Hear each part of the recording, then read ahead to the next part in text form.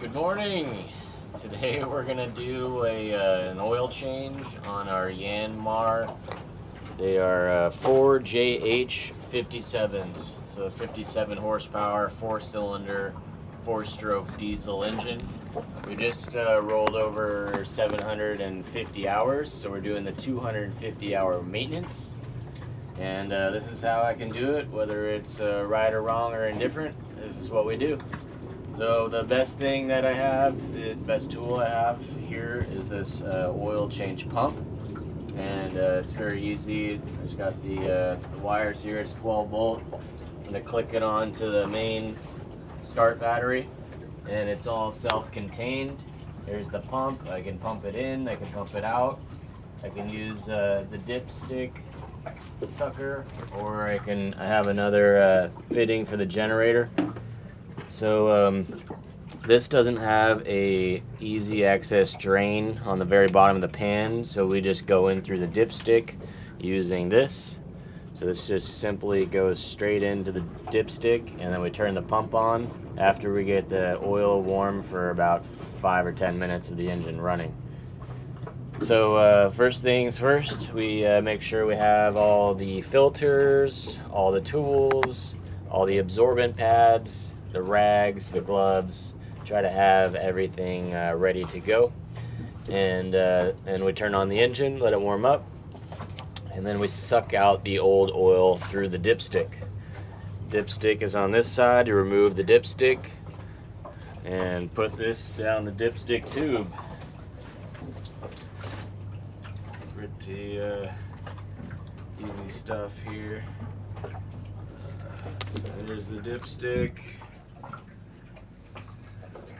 Set that there. This part just goes straight down the dipstick right here. So sometimes it's a little doesn't want to start. There's a beveled edge in there for the stopper, but after a minute it should go in. Come on. There it went.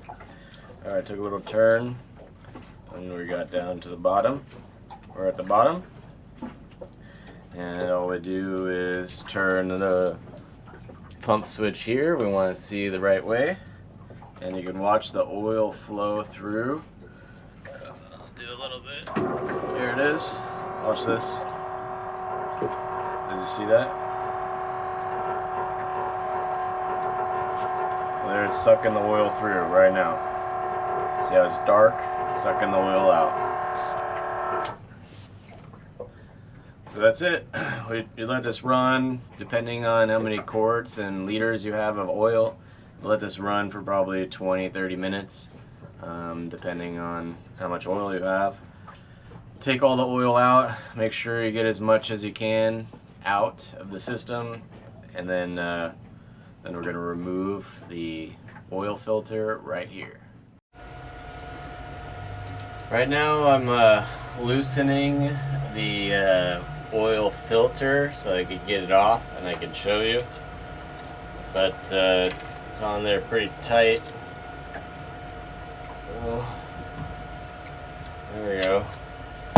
So maybe show you. So I just used a wrench. There's the dipstick oil changer. That's all working good. And I like to keep this in here because sometimes some oil comes out when I crack the seal of the filter. But that's the filter, and I like to put a big diaper here, and I also put paper towels. These blue mechanic ones are awesome. Underneath as well, because when I pull this off, the oil comes out. Okay, I'm gonna go ahead and remove the oil filter here. Try to make it, try to curve this up, this diaper around, because oil's gonna start to come out, start to go faster at the end. Here it comes. Yep, there she is. Oh yeah.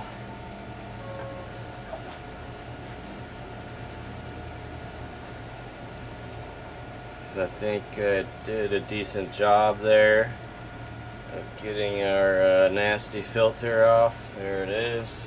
Always wear gloves. Oh. So we got that off. I need the new filter. Sue, please. New filter. I want to get this diaper out of the way so I don't get it on me anymore.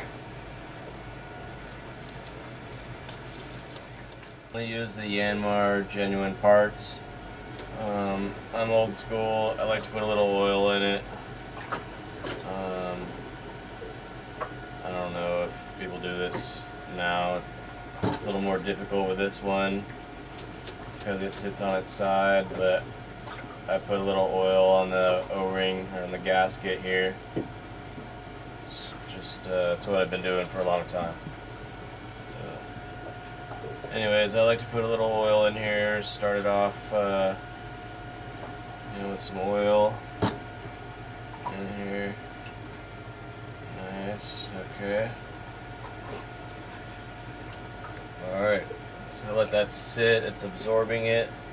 Give it a second, and then I'm going to put it on here and turn it real fast. So here we go. You ready? Alright. 1, 2, oops, 1, 2, 3.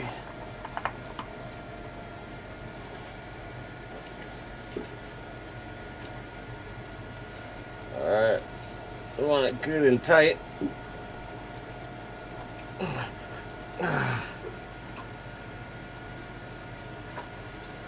Oops. That's on there pretty good. I am going to clean it because my hands are dirty. See if I can get another wrap on it. No. I'm going to put these on it, just do a little bit.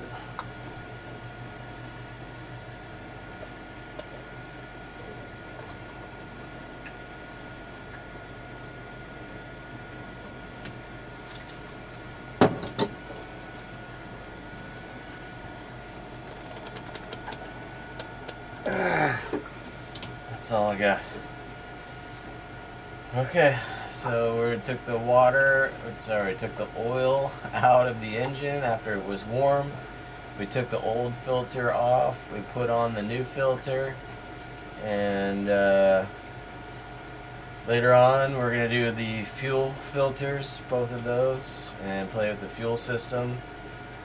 And we'll go through the processes that I do, and hopefully it will help you next time.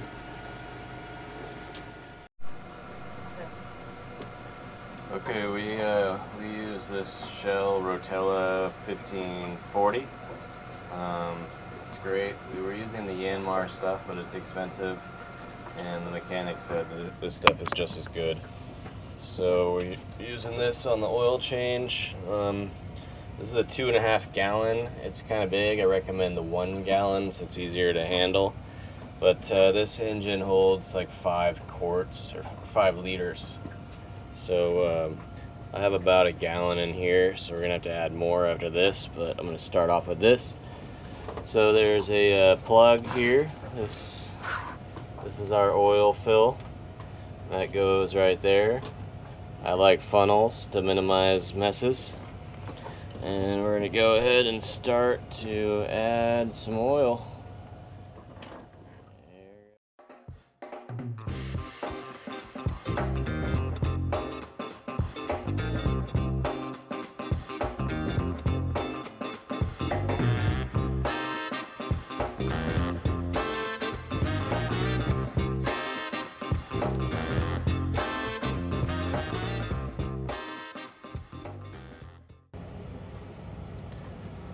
Stuff is good to the last drop.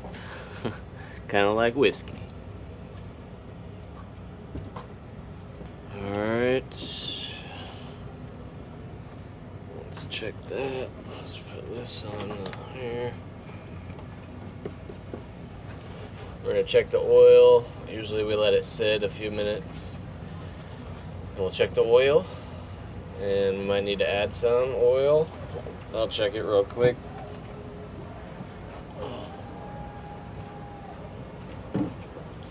There's our dipstick.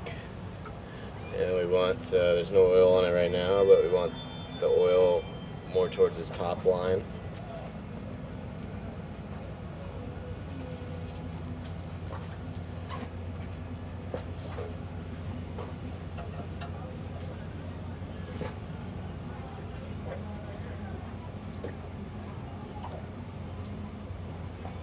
Still going down. We'll keep checking the oil, adding some oil, run it for a little while, and go from there. Okay, next we're gonna do is change this fuel filter. It's a Yanmar product, and this is the new filter. The old filter is right here. Usually I try to read the directions, you know. So we start the engine, put a little fuel around the O-ring, start the engine, look for leaks, and tighten it to a certain spec. So I'm going to take the old one off. Okay, like anything else here, I try to be prepared. I have a diaper, I have multiple rags, I have these great blue shop things, and I have them underneath. This thing is going to leak a little bit. I got the my handy dandy pliers here. I try to get as much torque as I can, so I go from the bottom and come on, there it goes. Takes a couple turns here with the pliers, loosen her up. Okay. Some people will use like a cut water bottle to get it or something, but you're always fighting something. So it's easier for me just to have these cloths ready. I have a nice absorbent pad here, and try to make like a bowl with it to catch the stuff. So there it came off right here. I also have more shop rugs underneath in case. And make a bowl. Try to cover it as best as I can.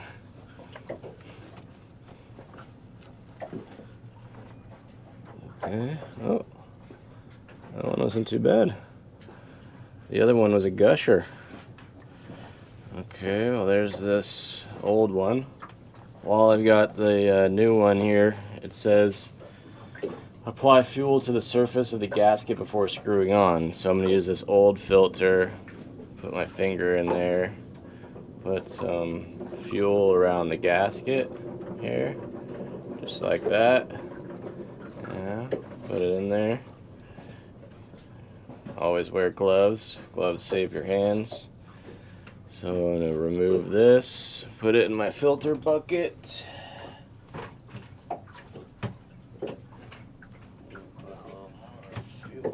Here. And it's just a screw-on filter. I applied some fuel to the gasket. And righty-tighty, lefty-loosey. Definitely don't want to cross-thread these. So sometimes I go backwards to find it first. Alright, looks like we're good. I got that on there. It's pretty tight. And, yep, filter is changed. So now I need to do the fuel-water separator and then prime the system. So we'll show you that in a second.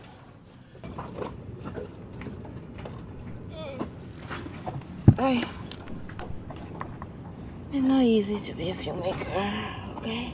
That's my job. Okay, the next, it's a fuel-water separator is next on the list. And it's right here.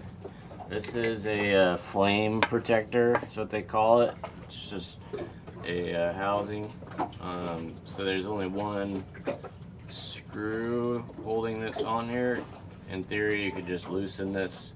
However, I take it off because I don't want it to drop down and be gone. So it has these funky hooks on it on each side. So we get the hooks out of the way, and it also has this sensor in here with a float valve.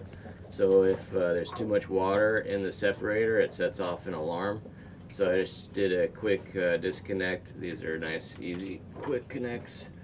So, and then you gotta be careful with the wires for the sensor. So you just want to push down nice and easy, work it out. It comes out through this crack. And we're done with this for now. Oh, looks like there's a little, I need to clean that. But we'll put this to the side for now. And there's our fuel filter element. And we're going to, where's the new one?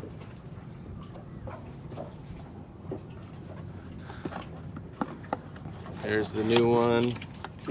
Yanmar fuel filter element. And the bottom there is for the sensor, and the top goes into the primer unit. So it's the same thing with this. First thing we're going to do is remove the sensor. Actually, yeah, I'm going to loosen the sensor, and then I'm going to remove the whole thing. So here we go. This is a great container to get the excess fuel because it will fit down here. So it fits like this to stop from fuel going down there. I've already put absorbent pads and extra of these blue cloths down here because I'm going to get fuel places. But the first thing I need to do is loosen up the sensor. This is the, we've got to be careful here. I don't want to damage the sensor. Need a little more. Okay, righty tighty, lefty loosey. We're going to go counterclockwise.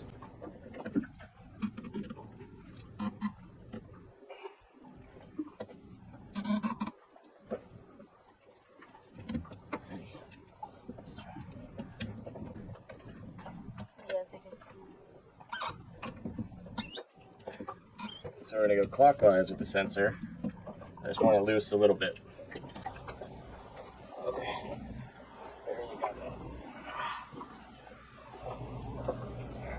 Okay, we're going to put our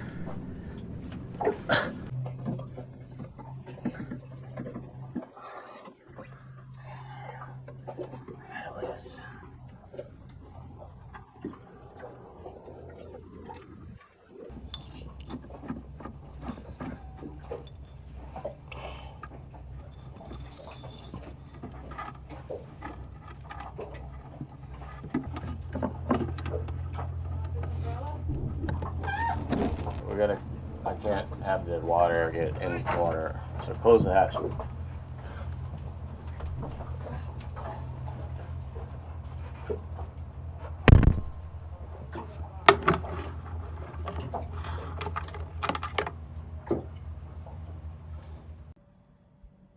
After I removed the element, I removed the sensor, and I got the new filter ready to put the sensor on the new filter, and then it started raining. So when we closed the hatch, it rained for pretty hard for a little while. I stayed underneath the boat and reinstalled the new filter with the sensor and wrapped everything up. One thing I like holding on to is old oil cans so that I can use the old oil cans to put the used oil in after an oil change, so it's easier to get off the boat and take to a recycle center. We really hope this video helps you, maybe gives you some guidance, maybe you learned something. If not, hey, hopefully you enjoyed the content. Thank you for watching, and good luck changing your oil in your boat.